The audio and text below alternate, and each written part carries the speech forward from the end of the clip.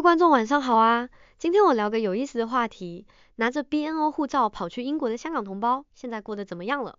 前段时间刷新闻，看到个特别魔幻的事儿，有位叫 Enoch 的老兄，2019年还在英国驻港总领馆外挥着英国国旗喊口号，求着英国放宽移民限制。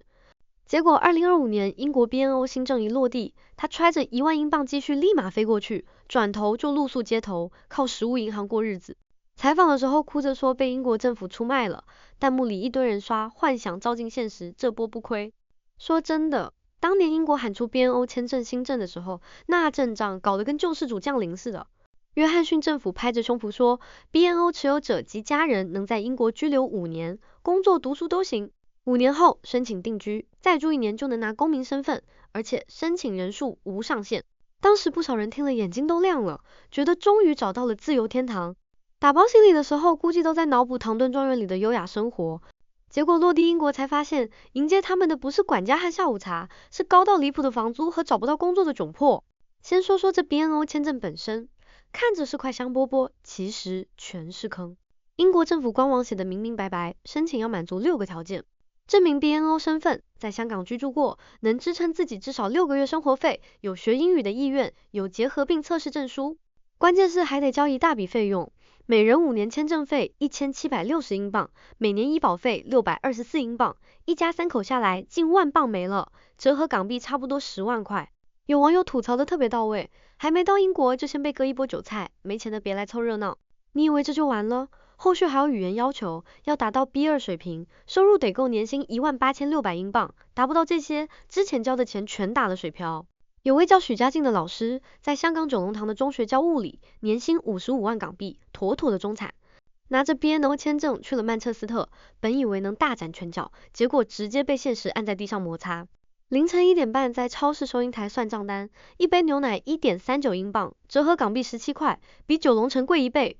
12只装的鸡蛋2.2英镑，在大埔街市才9块钱。他苦笑说，学位没变，购买力直接砍半。租房更要命。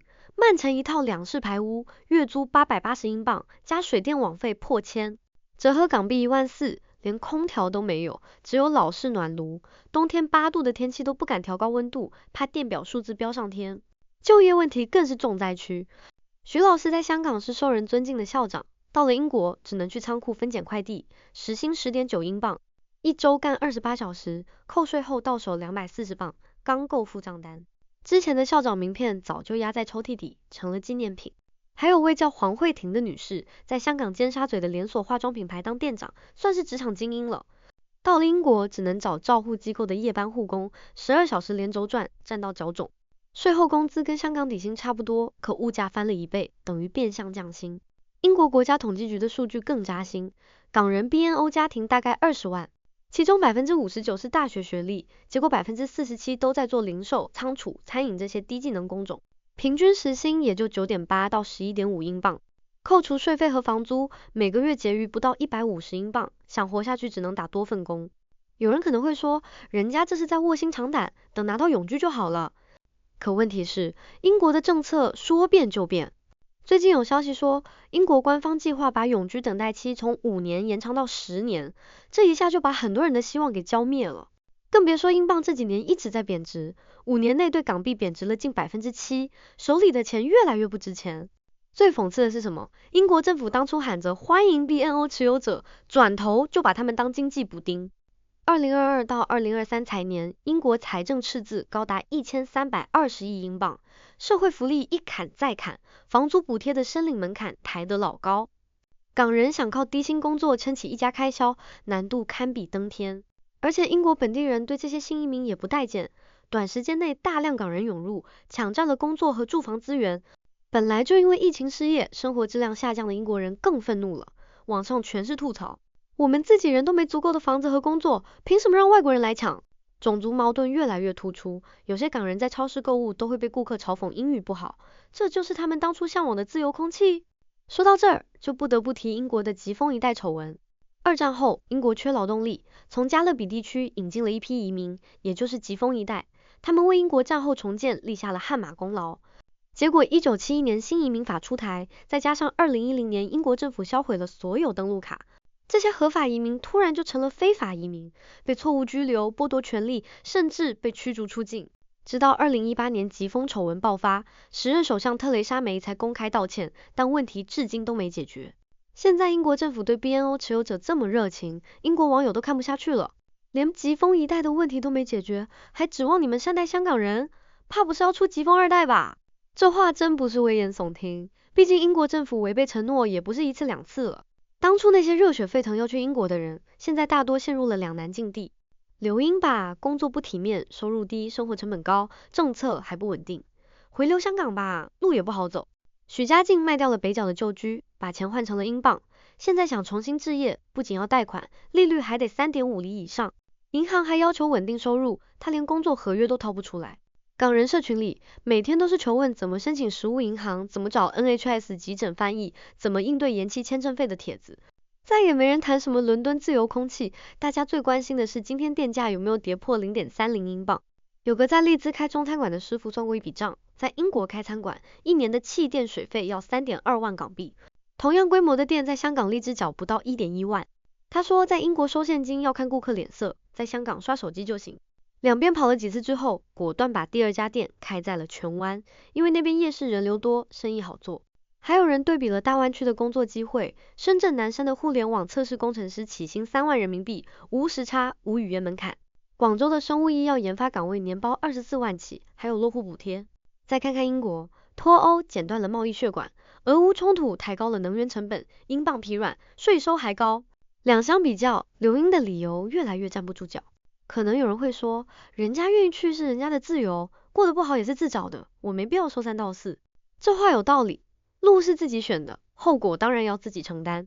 但问题是，当初英国政府推出 BNO 政策，真的是为了帮助香港人吗？显然不是，这就是一场政治炒作，一方面是想借香港问题干涉中国内政，另一方面是想靠吸纳港人的财富和劳动力来填补自己的财政窟窿。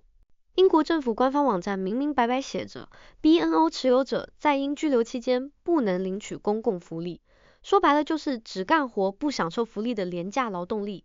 有网友说得好，英国佬赚尽了香港人的钱，还摆出一副救世主的姿态，真是打得一手好算盘。再说说那些当初被洗脑的人 ，Enoch 就是个典型例子。2019年在英国驻港总领馆外挥舞英国国旗，高喊要英国放宽移民限制，以为英国是天堂。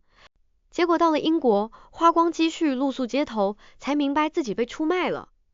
采访的时候他说看不到未来，每一天都在挣扎，可这又能怪谁呢？当初有人提醒过他们，英国不是慈善机构，天下没有免费的午餐，但他们听不进去，一门心思活在自己的幻想里。现在被现实毒打了，才想起中央政府和香港特区政府的好，可世上没有后悔药啊。当然也不能一棍子打死所有人，有些持 BNO 赴英的人可能确实是出于对未来的担忧，或者被不实信息误导，并非故意要背叛自己的国家。他们在英国过得不好，我们没必要落井下石，毕竟大家都是中国人。但这也给我们提了个醒，任何时候都不能轻信外国的空头支票，国家强大才是我们最坚实的后盾。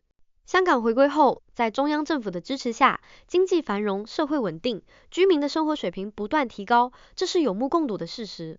那些觉得外国的月亮比较圆的人，真该好好看看现实，别等吃了亏才醒悟。现在网上关于 BNO 赴英的讨论特别激烈，有人讽刺靠幻想自取其辱，有人感叹不经历现实的毒打，不知道祖国的好，也有人理性分析，这是个人选择，尊重就好。其实是非对错，只有那些亲身经历的人最清楚。数据显示，每年都有2万个持 BNO 赴英的人半途折返。伦敦飞香港的机票即使涨到820英镑，依旧天天满座。这说明越来越多的人开始醒悟，想要回到自己熟悉的土地。